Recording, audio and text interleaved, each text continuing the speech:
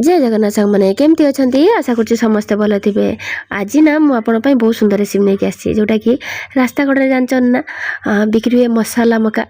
आज आम से बनवा बहुत जल्दी जल्दी हो आपड़ यहाँ निश्चित भाव में वर्षा टाइम खाइबे देखिए ता मजा बहुत ही बढ़िया। मुझे प्रथम चेन्नई आसती ना चेन्नई सब आड़े मुझा ही खाए मत यहाँ भल लगे से मुझे आप सहित सेयार कर गोटे पुराना रेसिपी गोटे स्मृतिर रेसिपी मु बाहर कौटी खाएनी यहीटा ही खाइते भल पाए।